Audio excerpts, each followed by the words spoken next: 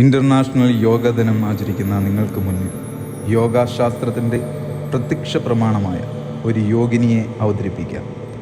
അതിശയങ്ങളുടെയും മാസ്മരികതയുടെയും അഭ്യാസത്തിൻ്റെയും ചരിത്രമാണ് ആലപ്പുഴ ജില്ലയിൽ ചിങ്ങോലി ഗ്രാമത്തിൽ ജീവിച്ചു വരുന്ന 75 വയസ്സിലും പൂർണ്ണ ആരോഗ്യത്തോടെ ജനങ്ങളെ സേവിക്കുന്ന സദ്ഗുരു രമാദേവി അമ്മയെ കാണാം. നമസ്തേ, പ്രണാമം എല്ലാവർക്കും. ഇന്നത്തെ ഈ ഇൻ്റർനാഷണൽ യോഗ ഡേക്ക് ഒരു സുപ്രഭാതം നേർന്നുകൊണ്ട് നമുക്ക് സംസാരിക്കാം. അപ്പോൾ ഇന്ന് ഈ ഒരു നല്ല ദിനത്തിൽ വളരെ കുറച്ച് കാര്യങ്ങൾ എല്ലാവർക്കും പ്രയോജനപ്രദമായിട്ട് ഒന്ന് പറയണമെന്ന് കരുതിയിട്ടാണ് ഞാൻ വന്നിരിക്കുന്നത്. എൻ്റെ പേര് സദ്ഗുരു രമാദേവി അമ്മ. ഏതാണ്ട് 700 വർഷത്തിലധികം ഈ മണ്ണിൽ ജീവിച്ചിരുന്ന ശിവപ്രഭാകര സിദ്ധയോഗീശ്വരൻ്റെ ശിഷ്യയാണ് ഞാൻ. യോഗവിദ്യയുടെ സാധ്യതകൾ എന്തൊക്കെയാണെന്ന് എല്ലാ സിദ്ധികളോടും കൂടി ജീവിച്ച് കാണിച്ചു കൊടുത്തൊരു മഹർഷിയാണ് പ്രഭാകര സിദ്ധയോഗികൾ. അദ്ദേഹത്തിനെ 1980കളിൽ കാണാനിടയാകുകയും തുടർന്ന് അദ്ദേഹത്തിൽ നിന്ന് ഈ യോഗവിദ്യ തന്നെ സ്വീകരിക്കാനുള്ള മഹാഭാഗ്യം ഉണ്ടായതുകൊണ്ടാണ് ഞാൻ ഈ നിമിഷത്തിൽ നിങ്ങളെ അഭിസംബോധന ചെയ്യാൻ പ്രാപ്തയാകുന്നത്. കാരണം യോഗ എന്ന് പറയുമ്പോൾ നമ്മൾ വിചാരിക്കുന്നത് ഇത് ഇവർക്കൊക്കെ പറ്റുമോ, സ്ത്രീകൾക്ക് പറ്റുമോ, ഇങ്ങനെ ഒരുപാട് സംശയങ്ങൾ നമ്മുടെ മനസ്സിലുണ്ടാവുന്നുണ്ട്. ആ സംശയങ്ങളുടെ കുറച്ച് ഭാഗം ഒന്ന് ദൂരീകരിക്കാൻ എൻ്റെ വാക്കുകൾക്ക് കഴിയുമെന്ന് എനിക്ക് ആത്മവിശ്വാസമുണ്ട്. ഇപ്പോഴെൻ്റെ പ്രായം എന്ന് പറഞ്ഞാൽ 75 വയസ്സോളം ഉണ്ട്. നിരന്തരമായ ഈ 10-40 വർഷത്തെ അഭ്യാസമാണ് എന്നെ ഇത് സംസാരിക്കാൻ, അഭ്യസിക്കാൻ മാത്രമല്ല അനുഭവത്തിൽ വന്ന് നിങ്ങൾക്ക് കൂടി പ്രയോജനപ്രദമാകുന്ന രീതിയിൽ അതിൻ്റെ കണ്ടൻറ്റ് പറഞ്ഞുതരാൻ പ്രാപ്തയാക്കിയിരിക്കുന്നത്. അപ്പോൾ യോഗശാസ്ത്രമാണിത്. അപ്പോൾ ഈ യോഗശാസ്ത്രം എന്നൊക്കെ കേൾക്കുമ്പോൾ ഇത് ക്ലാസിക്കൽ ആർട്ട് എന്നൊക്കെ പറഞ്ഞാൽ വലിയ കാര്യമല്ലേ, നമ്മളെന്തിനാണ് ഇതിനൊക്കെ പോകുന്നതെന്ന് അങ്ങനെ ചിന്തിക്കേ പാടില്ല. ഇതിന് എല്ലാവർക്കും ഉപയോഗപ്രദമായിട്ട് എല്ലാവർക്കും പ്രയോഗത്തിൽ വരുത്താവുന്ന 1-2 കാര്യങ്ങൾ ഞാൻ പറയാം. യോഗ എന്ന് നമ്മൾ പറയുമ്പോഴേ ഫിസിക്കൽ എക്സർസൈസായിട്ടാണ് എല്ലാവരുടെയും ആ ഒരു സങ്കല്പം. ഒരിക്കലും അത് മാത്രമല്ല. ആ ഫിസിക്കൽ ആസനങ്ങൾ, അതായത് ഇരിപ്പ്, അതൊരു വലിയ പ്രാധാന്യമുള്ള കാര്യമായിട്ട് നമ്മുടെ പ്രാചീന ഋഷിമാർ പറയുന്നില്ല. പതഞ്ജലിയൊക്കെ നമ്മൾ ഇതിൻ്റെ യോഗശാസ്ത്രത്തിൻ്റെ ഉപജ്ഞാതാവെന്ന് പറയുമ്പോഴും ഒക്കെ അതിനൊക്കെ എത്രയോ മുമ്പ് സാക്ഷാൽ ശ്രീകൃഷ്ണ ഭഗവാൻ തന്നെയാണ് യോഗശാസ്ത്രത്തിൻ്റെ പ്രത്യക്ഷ പ്രമാണമായിട്ട് നമ്മുടെ മുമ്പിലുള്ളത്. അതായത് 18 സിദ്ധികളും അല്ല 64 കലകളും ഓടുകൂടിയാണ് അദ്ദേഹം നമ്മുടെ മുമ്പിൽ അവതരിക്കുന്നതും പോകുന്നതും വരുന്നതും സമാധിയൊക്കെ തന്നെ. അപ്പോൾ അദ്ദേഹത്തിൻ്റെ ആ ഒരു നിർദ്ദേശങ്ങളും കൂടെ നമുക്ക് ഈ ആധുനിക കാലത്തിൽ എടുക്കണം. നമ്മളെല്ലാം ഇപ്പോഴത്തെ കാലത്ത് പറയുന്നത് മൈൻഡ് സെറ്റിൽമെൻറ്റ് അങ്ങനെ ഇങ്ങനെയൊക്കെ, അത്രയ്ക്ക് ബുദ്ധിമുട്ടാണ് ജീവിക്കാൻ. മനസ്സിന് സമാധാനമില്ല, മനസ്സെവിടെയോ കൈവിട്ടു പോയി, നിരാശ ബാധിക്കുന്നു, ഇനി ജീവിക്കണമെന്നില്ല. അപ്പോൾ എല്ലാവരും ഒരു കാര്യം തന്നെയാണ് പറയുന്നത്, സുഖമില്ല, മനസ്സിന് സുഖമില്ല, മനസ്സ് കൈവിട്ടു പോകുന്നത്. അപ്പോൾ ആ മനസ്സ് കൈവിട്ടു പോയാൽ നമുക്കിവിടെ ജീവിക്കാൻ പറ്റില്ല, അതെല്ലാവർക്കും അറിയാം. അതുകൊണ്ടാണല്ലോ ആത്മഹത്യ പെരുകുന്നത്. വളരെ ചെറിയ പ്രായം തൊട്ട് തന്നെ ജീവിത നിരാശയെന്നാണ് കാണുന്നത്. ഇതിനൊക്കെ പരിഹാരം യോഗശാസ്ത്രത്തിലുണ്ട്. അപ്പം നമുക്ക് ആദ്യമേ തന്നെ നമ്മുടെ ഊർജത്തെക്കുറിച്ച് പറയാം. നമ്മളെല്ലാം ഊർജം എന്ന് പറയുമ്പം വൈദ്യുതിയൊക്കെയാണ്, അതല്ല. നമ്മളുടെ ശരീരത്തിലുള്ള ഊർജം, പ്രാണോർജം. അപ്പം നമ്മളെല്ലാം ഈ ഒരു ഊർജം പ്രാണനുള്ളത് കൊണ്ടല്ലേ സംസാരിക്കുന്നതും ജീവിക്കുന്നതും ഒക്കെ തന്നെ. അപ്പോൾ പ്രധാന സംഭവം എന്താ നമ്മുടെ ശരീരത്തിലെന്ന് വെച്ചാൽ ശരീരത്തെ നിലനിർത്തുന്ന പ്രാണോർജമാണ്. ഇപ്പം നമ്മൾ കോടിപതിയാണെങ്കിലും പ്രാണൻ പോയാലും ഒരു ഫലമില്ല, ഉണ്ടോ? അപ്പോൾ പ്രാണോർജം നമ്മുടെ ശരീരത്തിൽ ഉള്ളത് കൊണ്ടാണ് നമ്മൾ ജീവിക്കുന്നത്. പക്ഷെ ചിലർ വിജയിക്കുന്നു, ചിലർ വിജയിക്കാതിരിക്കുന്നു. അപ്പോൾ അതെന്തുകൊണ്ടാണെന്ന് നമുക്കൊന്ന് ചിന്തിക്കാം. പ്രധാന സംഭവം പറയാം. നമ്മൾക്ക് ഒരു ദിവസം ശ്വാസോച്ഛ്വാസം ചെയ്യാതെ പറ്റില്ല. ഇപ്പോൾ 21,600 പ്രാവശ്യമാണ് ഒരു മനുഷ്യൻ, പൂർണ്ണ ആരോഗ്യവാനായ ഒരു മനുഷ്യന് സംസാരിക്കാൻ, അല്ല ശ്വാസോച്ഛ്വാസം ചെയ്യാൻ. നമുക്ക് അലോട്ടഡാണ് അത്രയും ഉള്ളത്. ആമയ്ക്ക് 4 മിനിറ്റിൽ 1 പ്രാവശ്യം മതി, നമുക്ക് മിനിറ്റിൽ 18 പ്രാവശ്യം, കുരങ്ങിന് 32 പ്രാവശ്യം. അപ്പോൾ മനസ്സിലായല്ലോ, ആമ ഉൾവലിഞ്ഞ് അവയവങ്ങളെ ഉൾവലിഞ്ഞ് വെള്ളത്തിനടിയിൽ കഴിയുന്നു. ആവശ്യമുള്ളപ്പോൾ മുകളിലേക്ക് വന്ന് ശ്വാസം എടുക്കുന്നു. കുരങ്ങ് സദാ ചാടിയോടി കളിക്കുന്നു. മനുഷ്യൻ കുരങ്ങിൽ നിന്ന് സമാനമായി അടുത്ത ഒരു യോഗ്യത പറയേണ്ടിയിരിക്കും മനുഷ്യന്. ഒരു സബ്ജക്റ്റ് കിട്ടി, ഒരു വിഷയം കിട്ടി, നമ്മൾ അതിനെക്കുറിച്ച് കുറച്ച് ചിന്തിച്ചു പറഞ്ഞു. അത് കഴിഞ്ഞ് അടുത്ത വിഷയം തന്നെ അപ്പോഴത്തന്നെ പകൽ തന്നെ കിട്ടി. അതിനെക്കുറിച്ച് നമുക്ക് ആവശ്യമുണ്ടെങ്കിലും ഇല്ലെങ്കിലും കമൻറ്റ് ചെയ്തു. അത് കഴിഞ്ഞ് അടുത്ത വിഷയം കിട്ടി. അപ്പോൾ ഈ വിഷയങ്ങളുടെ ബഹുലതയിൽ ഒരു ദിവസം കടന്നു പോകുന്നത് നമ്മൾ അറിയുന്നില്ല. ഈ ഇത്രയും വിഷയങ്ങളുള്ളതിൽ നമ്മുടെ ജീവസന്ധാരണത്തിനുള്ള വിഷയം എന്താണ്, നമ്മുടെ അവശ്യ വിഷയങ്ങൾ എന്താണ്, ഇന്നിപ്പോൾ ചെയ്തു തീർക്കേണ്ടത് എന്താണെന്ന് എന്നൊന്നും ഒരു ഒരു ഒരു രൂപരേഖയും ഇല്ല. അത് തുടങ്ങുകയാണ് ഒരു ദിവസം. ജോലിയുള്ളവർക്കാണെങ്കിൽ ആ ജോലി സ്ഥലത്ത് പോയി എന്തെങ്കിലും ചെയ്യാൻ നോക്കാം. ജോലി അല്ലാത്തവരുടെയും കൂലിപ്പണി ചെയ്യുന്നവരാണെങ്കിലും ആരാണെങ്കിലും അവർക്കൊരു നമുക്കൊരു ഒരു ഒരു പ്രോജക്റ്റ് തയ്യാറാക്കണം. നമുക്കൊരു ഉദ്ദേശം വേണം. ഇന്നത്തെ ദിവസം ഞാൻ എങ്ങനെ ചിലവഴിക്കും? അയ്യോ അതങ്ങനെ പറ്റുമെന്ന് ചോദിച്ചാൽ പറ്റുമെന്നാണ് യോഗശാസ്ത്രം പറയുന്നത്. ഈ 21,600 പ്രാവശ്യം ശ്വാസോച്ഛ്വാസം ചെയ്യണമെങ്കിൽ വേണ്ട സഹായിക്കുന്ന ആരാന്നറിയാമോ? പുറത്തുള്ളവരൊന്നുമല്ല, ബന്ധുക്കളല്ല, നമ്മുടെ പ്രാണശക്തി, നമ്മുടെ സ്വന്തം പ്രാണശക്തി, ഉള്ളിലെ പ്രാണശക്തി. അതാണ് നമ്മുടെ ശ്വാസകോശത്തെ പ്രവർത്തിപ്പിച്ചുകൊണ്ട് ശ്വാസോച്ഛ്വാസം ചെയ്ത് നമ്മളെ നിലനിർത്തുന്നത്. ഒരുപാട് വേണ്ടാത്ത കാര്യങ്ങളിലേക്ക് നമ്മളുടെ മനസ്സ് പോകുമ്പോൾ ചിലപ്പോൾ നമ്മളൊരു അപകടം കണ്ടു, അല്ലെങ്കിൽ കണ്ടില്ല, വന്നു റിപ്പോർട്ട് ചെയ്തു, നമ്മൾ പിന്നെ അതിനെക്കുറിച്ച് ഒത്തിരി പറഞ്ഞു, അല്ലെങ്കിൽ നമ്മൾ മീഡിയകളിൽ കാണുന്നത് അത് കണ്ട് അതിൻ്റെ നാനാവശങ്ങളും കണ്ടു. പ്രത്യക്ഷമായിട്ട് ഈ ശാസ്ത്രം പറയുന്നത് അപകടം കാണാതെ തന്നെ ശ്വാസതാളം വർദ്ധിക്കുമെന്നാണ്. അതായത് നമ്മുടെ ശ്വാസഗതി വർദ്ധിക്കും. ഹൊറിബിളായിട്ടുള്ള അത്രയ്ക്കുള്ള അപകടകരമായ കാര്യങ്ങൾ കേൾക്കുകയും പറയുകയും ഓർക്കുകയും ചെയ്യുമ്പോൾ ആ സ്ഥലത്ത് നമ്മൾ പോകണമെന്നില്ല, കേട്ടാൽ മതി. അപ്പോൾ ഈ 21,600 പ്രാവശ്യം നോർമലായിട്ടുള്ള ശ്വാസഗതിയാണ്. നമ്മൾ പെട്ടെന്ന് ആങ്ഷ്യസായി ഒരു അപകടം കണ്ട് അല്ലെങ്കിൽ നമുക്കൊരു ആപത്ത് വരുമ്പോൾ നമ്മളത് എറൈസ് ചെയ്യും, കൂടുതലാകും, 40,000 ഒക്കെ ആകും. അപ്പോൾ അറിയാമല്ലോ, അങ്ങനെ വരുമ്പം നോർമലി പറയുന്ന 120 വയസ്സ് വരെ ആയുസ്സെന്നാണ്. ഒരു ദിവസം 21,600 പ്രാവശ്യം, അങ്ങനെ അത്രയും ദിവസങ്ങൾ എണ്ണിക്കും. ഇത്ര ആയുസ്സുണ്ടെന്നാണ്. ആയുസ് നാം അറിയാതെ തന്നെ പോകും. ഒന്നാമത്തെ കാര്യം. 60-ൽ പോകാം, 50-ൽ പോകാം. കാരണം ദൈവം എന്ന് പറയുന്ന ഒരു ഘടകം, അല്ലെങ്കിൽ ബോധം എന്ന് പറയുന്ന ഘടകം, അല്ലെങ്കിൽ നമ്മളെല്ലാത്തിനും അതീതമായി ഒരുത്തനുണ്ടല്ലോ എന്ന് നമ്മൾ പറയത്തില്ലേ, ആ സൂപ്പർ കോൺഷ്യസ് നമുക്കിതൊക്കെ തന്നിരിക്കുന്ന ഈ ശരീരം, നമ്മുടെ പ്രാണന്, മനസ്സ്, ജീവിതമൊക്കെ നമുക്ക് തന്നിരിക്കുന്നത് ഒരു വലിയ ശക്തിയാണ്. ഇതിൻ്റെ എല്ലാ അധിപനാണ്. ഉടയ തമ്പുരാനെന്ന് തന്നെ പറയാം അതിന്. ഒരാളുണ്ട്. അപ്പോൾ അദ്ദേഹം നമുക്ക് തന്നിരിക്കുന്ന ആ ഒരു വലിയ അലവൻസാണിത്, ജീവിതം. ആ ജീവിതം വ്യർത്ഥമാക്കി കളയുന്നവരൊക്കെ വേണ്ടിയിട്ടൊന്നും അദ്ദേഹത്തിന് ചെയ്യാൻ പറ്റില്ല. അപ്പോൾ ഒരു കാര്യം മനസ്സിലാക്കണം, പ്രാണനാണ് സർവ്വതിൻ്റെയും അവശ്യ ഘടകം. പ്രാണം പോയാൽ ഉണ്ണികളെ ബധ ഉണ്ടാവില്ലെന്ന് ഓർമ്മ വരികയാണെന്ന് തുള്ളൽപ്പാട്ട് പറയും. അപ്പോൾ ഇതൊന്നും നമ്മൾക്കറിയില്ല. അപ്പം അറിയില്ല എന്നുള്ളതാണ് വാസ്തവം. അപ്പം നമ്മൾ യോഗ എന്ന് പറയുമ്പോൾ പെട്ടെന്ന് മൂച്ച് പിടിച്ച് മുദ്രയൊക്കെ പിടിച്ച് ഇങ്ങനെ സ്ത്രീകൾ എങ്ങനെ ഇരിക്കും, എത്ര നേരം ഇരിക്കും, ഇങ്ങനെ ഇരിക്കാൻ പറ്റുമോ, അങ്ങനെയാണ് നമ്മുടെ മനസ്സിലേക്ക് വരുന്ന സങ്കല്പം. അതല്ല.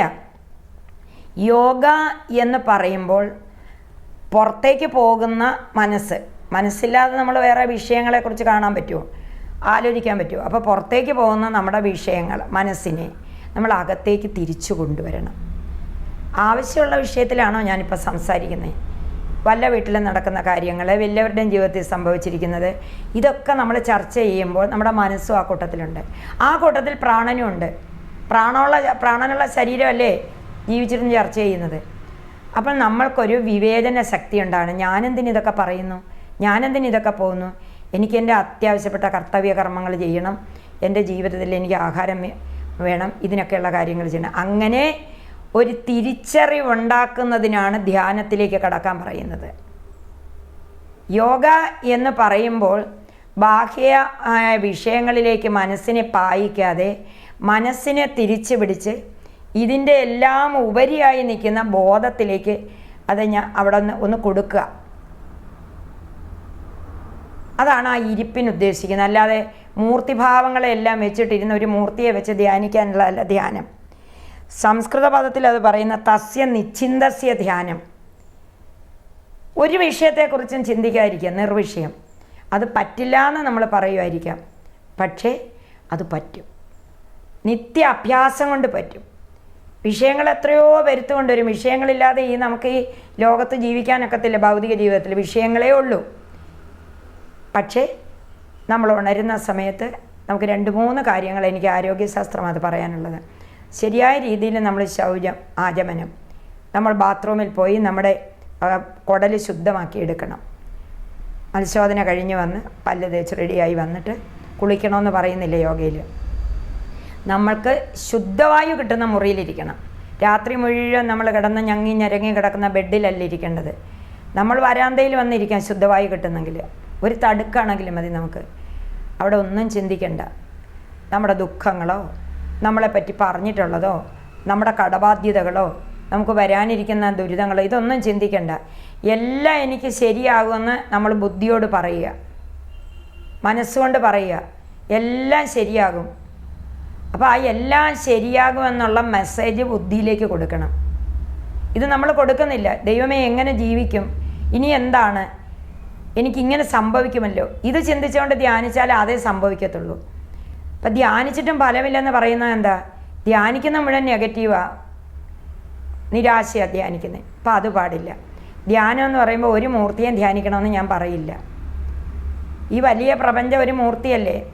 അനേകം ജീവജാലങ്ങളും മരങ്ങളും വൃക്ഷങ്ങളും വായുവും കാറ്റും ആകാശവും ഒക്കെ ചേർന്ന ഒരു വലിയ മൂർത്തിയാണ് ഈ പ്രപഞ്ചം.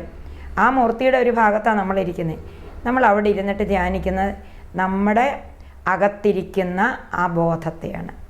എന്തായാലും ഒരു ചൈതന്യം ഇല്ലെങ്കിൽ നിങ്ങളും ഞാനും ഇങ്ങനെ ഇരിക്കില്ല. നമ്മളെ നയിക്കുന്ന അകത്തിരിക്കുന്ന ആളാണ്, പുറത്തുള്ളവരാരുമല്ല. അതിനെയാണ് നമ്മൾ ആത്മാവെന്ന് പറയുന്നത്. ആ ആത്മാവിനെ, എൻ്റെ ഒരു ആത്മാവുണ്ടല്ലോ എനിക്ക്, ആ ആത്മാവുള്ളതുകൊണ്ടല്ലേ ഞാൻ ഈ ബോഡിയിലിരിക്കുന്നത്. അപ്പോൾ ആത്മാവുമായിട്ട് നമ്മൾ ബന്ധപ്പെടുന്നില്ല ജീവിതത്തിൽ, ഒരിക്കലും ബന്ധപ്പെടുന്നില്ല. എത്ര സാമർഥ്യമുണ്ട്, ഇൻ്റലക്റ്റ് ഉണ്ട്, ബുദ്ധിമാനാണ്, ശാസ്ത്രജ്ഞനാണ് എന്നൊക്കെ പറയുന്നെങ്കിലും ഉള്ളിലിരിക്കുന്ന ആ ഒരു നമ്മുടെ സ്വന്തം ആളുമായിട്ട് ആരും ബന്ധപ്പെടുന്നില്ല. ഇതിനെയാണ് ആത്മവിസ്മൃതി എന്ന് പറയുന്നത്. നമ്മൾക്ക് സഹായം തരാൻ ഉള്ളത് ആത്മാവിലൂടെ തരാനൊക്കെ ഉള്ളൂ. നല്ല യാതൊരു കളങ്കങ്ങളും ഇല്ലാതെ ഇതിനകത്ത് ചില നിയമങ്ങൾ പറയുന്നുണ്ട്. അത് പറയരുതെന്ന് എല്ലാവരും പറയും. യമ, നിയമ, ആസന, പ്രാണായാമ, പ്രത്യാഹാര, ധാരണ, ധ്യാന, സമാധി എന്നാണ്. അപ്പം യമനിയമാദികളുണ്ട്. നിയമം എന്ന് പറയുന്നത് ആരോടും റിവെഞ്ച് ഇല്ലാതിരിക്കുക, വൈരാഗ്യം ഇല്ലാതിരിക്കുക, ആരെയും ചതിക്കണമെന്ന് ചിന്തിക്കാതിരിക്കുക, ഉള്ളത് കൊണ്ട് ജീവിക്കാനുള്ള സന്തോഷം ഉണ്ടാകുക, ശൗചം. നമ്മളുടെ ഉള്ളിൽ ആരോടെങ്കിലും വിരോധം വെച്ച് പുലർത്തിയാൽ ഈ പ്രാണൻ വിപരീത ദിശയിൽ പോകും. ധ്യാനിച്ചിട്ട് ഒരു ഫലവും ഇല്ല. പലരും ധ്യാനിച്ച് രോഗികളാകുക ചെയ്യുന്നത്. അതിനാണ് ഗുരു സാമീപ്യം വേണമെന്ന് പറയുന്നത്. അപ്പോൾ ധ്യാനം കൊണ്ട് കിട്ടേണ്ട ഫലം രോഗമാണെങ്കിൽ എന്താണ്? അപ്പോൾ ഉള്ളിലിരിക്കുന്നത് എന്താ? അപ്പോൾ ഇതൊന്നും വേണ്ട, നമുക്ക് ഫിസിക്കൽ എക്സർസൈസ് കൊണ്ട് എല്ലാം നേടാം, യോഗ എല്ലാവർക്കും ഉള്ളതാണ് എന്ന് പറഞ്ഞാൽ അംഗീകരിച്ച് തരാൻ പറ്റില്ല. യോഗ എന്ന് പറഞ്ഞാൽ ബന്ധപ്പെടുക ആത്മാവുമായിട്ട്. പുറത്തെ ഒരു മൂർത്തിയോടും പറയുന്നില്ല. സ്വന്തം ആത്മാവിലുണ്ട് ആ ശക്തിയുണ്ട്, അവിടെ ആ ബോധമുണ്ട്. ആ ഊർജം നമ്മുടെ ഊർജം. പുറത്തേക്ക് പ്രാണൻ പോകാതെ പ്രാണനെ അകത്തേക്ക് ഒന്ന് കണക്ട് ചെയ്യുക ഉള്ളിലുള്ള ഈശ്വരനുമായിട്ട്. എള്ളിലുള്ള എണ്ണ കണക്ക ദേഹങ്ങളുടെ ഉള്ളിലുണ്ട് ഈശ്വരൻ. ഒരു 5 മിനിറ്റോ 2 മിനിറ്റോ നമുക്ക് ആ കണക്ഷൻ കിട്ടുമ്പം നമുക്ക് അപരിഹാര്യമായ പലതും നമുക്ക് സാധിക്കും ജീവിതത്തിൽ. സത്യം പറയുകയാണ്. നമ്മൾക്ക് പരിഹാരം കണ്ടുപിടിക്കാനൊക്കാതെ നമ്മുടെ മനസ്സ് കുഴയുന്നതിന് ആ ഒരു മൊമെൻറ്റിൽ നമുക്കൊരു പരിഹാരം അവിടെ കിട്ടും. ഇത് വെറുതെ പറയുന്നതല്ല. 40-40 വർഷത്തെ നമ്മുടെ അഭ്യാസം കൊണ്ട് കിട്ടിയ റിസൾട്ടാണിത്. ഗുരുക്കന്മാർ പറഞ്ഞു തന്നിട്ട്. യോഗം ശാസ്ത്രമാണെന്ന് ഞാൻ പറയുമ്പോൾ ആര് പരിശോധിച്ചാലും അത് ഫലം കിട്ടണം, റിസൾട്ട് കിട്ടണം, അല്ലേ? ഓക്സിജനും ഹൈഡ്രജനും കൂടെ വെള്ളം ഉണ്ടാകുമെന്ന് പറയുന്നാൽ നമ്മുടെ ഒരു ഗുരു പരമ്പര നമുക്ക് പറഞ്ഞു തന്നു. അത് നമ്മൾ പ്രയോഗത്തിൽ വരുത്തുമ്പം അതിന് ജാതിയോ മതമോ ബോധമോ അങ്ങനെയൊന്നുമില്ല, ആർക്ക് വേണേലും പരീക്ഷിക്കാം. അപ്പം ചോദിക്കും പ്രായമായവർക്ക് ഇത് പറ്റുമെന്ന്. പ്രായമായവരാണ് ഏറ്റവും കൂടുതൽ യോഗ ചെയ്യേണ്ടത്. കാരണം ശരീരത്തിന് മാത്രമേ വാർദ്ധക്യം വന്നിട്ടുള്ളൂ, മനസ്സിന് പീഡയാണ്, മനപ്പീഡയാണ്. പ്രായമായവർ പണ്ടൊക്കെ എന്ന് വെച്ചാൽ കൃത്യമായിട്ട് യോഗ ചെയ്യുന്നത് എങ്ങനെയാണെന്ന് പറഞ്ഞാൽ നാമസങ്കീർത്തനം ചെയ്യും. നാരായണാന്നോ നമശിവായെന്നോ ഈശ്വര അള്ള തേരിയെന്നോ ഭഗവാന്റെ നാമം ജപിക്കുമ്പോൾ അവർ യോഗയിലാണ്. അവരവരുടെ ആത്മാവുമായിട്ട് ബന്ധപ്പെടുകയാണ്. അപ്പോൾ അവർക്ക് അതിൻ്റെ റിസൾട്ട് കിട്ടും. ഭയാശങ്കകളില്ലാത്ത ദിനരാത്രങ്ങളിൽ വാർദ്ധക്യം അവർക്ക് കടന്നു പോകും, ഈശ്വരനിലെത്താമെന്നുള്ള പ്രത്യക്ഷ അനുഭവമാണ്. അപ്പം നമ്മൾ ഈ യോഗ ദിനത്തിൽ എന്താ ശ്രദ്ധിക്കേണ്ടത്? വേണ്ടാത്ത വിഷയങ്ങൾ ചിന്തിക്കാതിരിക്കുക. വേണ്ടാത്ത വിഷയങ്ങൾ മനസ്സ് പോയി കളക്ട് ചെയ്തുകൊണ്ട് വന്നാൽ, അത് വിശദീകരിച്ച് ഞാനിപ്പോൾ പറയുന്നില്ല, അത് പെട്ടെന്ന് കൊണ്ടുപോകുന്ന നമ്മുടെ തലച്ചോറിലേക്ക്, ബ്രെയിനിലേക്ക് കൊടുക്കുക. ബുദ്ധി അവിടേക്കാണ്, ബ്രെയിനിലേക്ക് കൊടുക്കുക. ഓരോന്നും കൊടുക്കുക മനസ്സ് കൊണ്ടുപോയി രാപ്പകൽ. ഇവിടെ കൊടുത്ത് മനസ്സ് കഴിയുമ്പോൾ മനസ്സ് ഹൃദയത്തിൽ വന്ന് വിശ്രമിക്കും. അപ്പം നമ്മുടെ തല ഇങ്ങനെ തൂങ്ങുന്ന എന്താണെന്ന് ചോദിക്കും, ഉറക്കം വരും. കാര്യം തലച്ചോറിൽ പ്രവർത്തനമില്ല, ജാഗ്രതയില്ല. അപ്പം നമ്മൾ എന്താ ചെയ്യേണ്ടേ? പകലന്തിയോളം വേണ്ടാത്ത വിഷയങ്ങളൊക്കെ എടുത്ത് അതിനെ തലച്ചോറിലേക്ക് കൊടുക്കാതിരിക്കാൻ മനസ്സിനെ പഠിപ്പിക്കണം. ഇപ്പം യോഗയെന്ന് പറഞ്ഞാൽ മനസ്സിനെ ട്രെയിൻ ചെയ്യിക്കുക എന്നുള്ളതാണ്, അല്ലാതെ കാലും കൈയും കൊണ്ട് ഒത്തിരി എക്സർസൈസ് കാണിക്കുകയല്ല. അത് രണ്ടാമതാകാം, അത് ചെറിയ കാര്യമാണ്. ഇപ്പം എന്താണ്? മനസ്സിനെ വളരെ ശക്തിയുള്ള ഉയർന്ന കാര്യങ്ങളിലേക്ക് പ്രവേശിപ്പിക്കണം. നിത്യവൃത്തിയുടെ കാര്യങ്ങൾ കഴിഞ്ഞാൽ അതിനാണ് ഉയർന്ന പഠനങ്ങൾ, ജീവചരിത്രങ്ങൾ, പുരാണ ഗ്രന്ഥങ്ങൾ, ഏതെങ്കിലും ഒന്ന് ദിവസവും അത് പഠിച്ചിരിക്കണം, അധ്യയനം ചെയ്തിരിക്കണം, അറിയാവുന്ന രീതിയിൽ അത് പാടിയിരിക്കണം. ലളിതാ സഹസ്രനാമമാകാം, ഹരിനാമ കീർത്തനമാകാം, അല്ലെ വേറെ കീർത്തനമാകാം, എന്തുമാകാം, ഡെയിലി വേണം. അപ്പോൾ ഒരിടത്തിരിക്കുക രാവിലെ. പിന്നെ ആവശ്യമില്ലാത്ത കാര്യങ്ങൾ ചർച്ച ചെയ്യാതിരിക്കുക, പ്രധാനം അതാണ്. പിന്നെ ആരോടും വിരോധം പിന്നെ വാഴുക. ഇത്രയും കാര്യങ്ങളുണ്ടെങ്കിൽ യോഗ കൊണ്ട് ഫലമുള്ളൂ. ഇല്ലെങ്കിൽ കേവലം ഫിസിക്കൽ എക്സർസൈസായിട്ട് ആർജിക്കുന്ന പ്രാണൻ കൊണ്ട് വേണേൽ ഒരാളിനെ കൊല്ലാൻ ഉപയോഗിക്കില്ല. ഒരാൾക്ക് നല്ല പ്രാണശക്തിയാണ് അടിപിടി ഉണ്ടാക്കാൻ ഉപയോഗിക്കില്ല. രാജ്യത്തിനും അവനവനും പ്രയോജനപ്രദമാകണമെങ്കിൽ നിയമങ്ങളും കൂടെ പഠിക്കണം. നിയമ ആസന പ്രാണായാമ പ്രത്യാഹാര ധാരണ ധ്യാന സമാധി അഷ്ടാംഗയോഗം. പിന്നെ രണ്ടാമത് ഏറ്റവും കൂടുതൽ നമുക്ക് യോഗയെക്കുറിച്ച് മനസ്സിലാക്കിയാൽ കുടുംബകലഹം ഒഴിവാക്കാം. അതാ ഞാൻ പ്രത്യേകിച്ച് എല്ലാവരോടും പറയുന്നുണ്ട്. ഇപ്പം രാവിലെ തൊട്ട് വൈകിട്ട് വരെ ജോലി ചെയ്യുക ഒരു പുരുഷന്, സ്ത്രീയും ഇപ്പോൾ ജോലി ചെയ്യുക, നമ്മൾ ജോലി ചെയ്യുക. സൂര്യനിൽ നിന്നാണ് പ്രാണൻ്റെ സങ്കേതം എന്ന് പറയുന്നത്. അതാണ് സൂര്യൻ ഉദിക്കുമ്പം താമര തന്നെ വിരിയുന്നത്, റിമോട്ടാണ്. പ്രാണൻ അവിടേക്ക് കിട്ടുകയാണ്, താമരയ്ക്ക് അങ്ങനെ വേണം. അങ്ങനെ ആ സൂര്യോദയം തൊട്ട് സൂര്യാസ്തമനം ആകുമ്പം നമ്മളുടെ പ്രാണശക്തി നമ്മളിങ്ങനെ കുറച്ച് കൊണ്ടുവരികയല്ലേ, ഉപയോഗിച്ച് കുറഞ്ഞു. ഇപ്പോൾ ബാങ്കിലിരിക്കുന്ന പൈസ എടുത്തെടുത്ത് കുറയുന്നത് പോലെ ഉപയോഗിച്ച് കുറഞ്ഞു. സന്ധ്യ 6 മണിയാകുമ്പോൾ നമ്മുടെ പ്രാണശക്തി ലോപിച്ചു. അപ്പോൾ വീട്ടിലേക്ക് കടന്നു വരുന്ന പുരുഷന്, അല്ലെങ്കിൽ ആരാണെങ്കിലും, പ്രത്യേകിച്ച് പുരുഷന്മാരാ, അവർക്ക് ഭയങ്കര ഒരു അസ്വസ്ഥതയായിരിക്കും, ജോലി ചെയ്ത ക്ഷീണം, അപ്പോൾ പ്രാണശക്തി കുറഞ്ഞതിൻ്റെ ഒരു പോരായ്മ. അപ്പോൾ അങ്ങനെയൊക്കെ വരുമ്പോൾ വളരെ ശ്രദ്ധിച്ച് ആ വീട്ടിൽ കുളിച്ച് സന്ധ്യാവന്ദനത്തിന് സഹായിക്കണം. അല്ലെങ്കിൽ മദ്യപാനം ഉണ്ടാകുന്നത് മൂവന്തിക്കാണ്. നമുക്കറിയാം, സന്ധ്യയ്ക്കാണ് കുടിക്കാൻ പോകുന്നത്, സന്ധ്യയ്ക്കാണ് വീട്ടിൽ കലഹം ഉണ്ടാകുന്നത്. ഒരു ബോധം നമുക്കുണ്ടായ പ്രാണശക്തി കുറഞ്ഞത് കൊണ്ടാണ് ഇങ്ങനെ സംഭവിക്കുന്നതെന്നുണ്ടായാൽ നമ്മളുടനെ തന്നെ വഴിപാട് കഴിക്കാനും മന്ത്രവാദം ചെയ്യാനും ഒന്നും പോകത്തില്ല. അപ്പോൾ അദ്ദേഹത്തിന് വേണ്ട സപ്പോർട്ട് കൊടുക്കേണ്ട ആഹാര സാധനങ്ങൾ എന്തെങ്കിലും അതേമാതിരിയുള്ള നമ്മൾ അത് പിന്നൊരിക്കൽ സപ്പോർട്ട് കൊടുക്കണം. അമ്പലങ്ങളിൽ പോയിരിക്കുന്നു, സന്ധ്യയ്ക്ക് നമ്മൾ വിശുദ്ധ സ്ഥലങ്ങളിലിരിക്കുന്നു, അവിടെ നിന്നും കിട്ടും. അപ്പോൾ അങ്ങനെയുള്ള കാര്യങ്ങളാണ് ചെയ്യേണ്ടത്. ഏറ്റവും കൂടുതൽ ശ്രദ്ധിക്കേണ്ട വിഷയം സ്ത്രീകളുമാണ്. കാര്യം 2 മണിക്കൂർ കൂടുതൽ അടുക്കളയിൽ പോലും ചിലവഴിക്കാൻ നമ്മുടെ ബോഡിക്ക് കഴിവില്ല. 4 മണിക്കൂർ 6 മണിക്കൂർ വരെ അടുക്കളയിൽ ചിലവഴിക്കുന്ന അമ്മമാരുണ്ട്. നമ്മുടെ കാഴ്ചപ്പാടുകൾ മാറ്റണമെന്നാണ് ഞാൻ സ്ത്രീകളോട് പറയുന്നത്. ഏതിനും ഫുഡ് തയ്യാറാക്കുന്നതിന് തന്നെ നമുക്കൊരു പ്രോജക്റ്റ് ഉണ്ട്. അതിന് തന്നെ നമ്മളൊരു തീരുമാനം എടുക്കണം. ഇന്ന് എന്ത് ചെയ്യും, ഇതിനകത്ത് എന്ത് പ്രോട്ടീൻ ഉണ്ട്. അല്ലാതെ നമ്മൾ ഒരു അമ്മയായിപ്പോയി, അല്ലെങ്കിൽ ജോലിയില്ലാത്ത എപ്പോൾ ചോദിക്കുമ്പോഴും സ്ത്രീകൾ പറയും ഞാൻ വീട്ടമ്മയാണ്, ഹൗസ് വൈഫാണ്. ഹൗസ് വൈഫായ തുണിയലക്കാനും തള തുടയ്ക്കാനും രാപ്പകൽ ഭക്ഷണം ഉണ്ടാക്കാനും മാത്രമല്ല ജന്മം. അവൾക്കും ഒരു പ്രാണനുണ്ട്, അവളും വാർദ്ധക്യത്തിലെത്തും, അവളുടെ ശരീരവും പോകും. അപ്പം കുടുംബാംഗങ്ങളിൽ ഗ്രഹനാഥയും കുട്ടികളും മനസ്സിലാക്കിയിരിക്കണം പ്രാണൻ എന്താണെന്ന്. അല്ലാതെ ഫിസിക്കൽ എക്സർസൈസ്, അമ്മ എന്തോ ഇനി ചെയ്യാനാണ് യോഗ, അച്ഛൻ എന്തോ ഇനി ചെയ്യാൻ, നിങ്ങൾക്ക് വയസ്സായില്ല, അങ്ങനെയല്ല. അപ്പം ഇനിയും യോഗാ ദിനങ്ങൾ വരുന്നു പോകുന്നു, ഇവിടെ ഒന്നും ആരും ആയിട്ടില്ല. യോഗ TTC എന്നൊക്കെ പറഞ്ഞ് ജോലി കിട്ടുമെന്ന് പറഞ്ഞ് പോവുക. പക്ഷെ അവിടെ അല്ല, മനസ്സാണ് എല്ലാത്തിനും കാരണം. ആ മനസ്സിനെ ശുദ്ധീകരിക്കുന്നെങ്കിൽ ആഹാരവും വേണം. യുക്താഹാര യുക്തവികാരസ്യ. കട്ടിയുള്ള ആഹാരം നമ്മൾ മഴക്കാലത്ത് കഴിക്കാൻ പാടില്ല. ഒരു കാലത്ത് നമ്മൾ സന്ധ്യ ആകുമ്പോഴത്തേക്ക് ഒരു 7 മണിക്ക് മുമ്പ് ഭക്ഷണം കഴിച്ചിരിക്കണം. എന്നാലേ പ്രാണനെ ദഹിപ്പിക്കുന്ന പ്രാണനല്ലേ മലമൂത്രങ്ങളെ വിസർജിക്കാൻ സഹായിക്കുന്നത്, ഭക്ഷണം ദഹിപ്പിക്കുന്നത്, എന്തിന് കുട്ടിയെ പ്രസവിക്കുന്ന പോലും പ്രാണശക്തിയുടെ സഹായം കൊണ്ടാണ്. അപ്പോൾ ഇത്രയും കാര്യം ഞാനിപ്പോൾ ആമുഖമായിട്ട് പറയുകയാണ് നിങ്ങളോട്. പിന്നെ ഒരിക്കലും ദുർബലമായ ആളുകളുടെ അടുത്ത് പോയിരുന്നിട്ട് കാര്യമില്ല. ഇപ്പം നമ്മൾ ക്ഷേത്രത്തിൽ പോകുന്ന അവിടെ പ്രാണപ്രതിഷ്ഠയാണ്. ഇപ്പം തന്നെ നമ്മൾ കണ്ടില്ലേ, അയോധ്യയെ പ്രാണപ്രതിഷ്ഠ നടത്തി.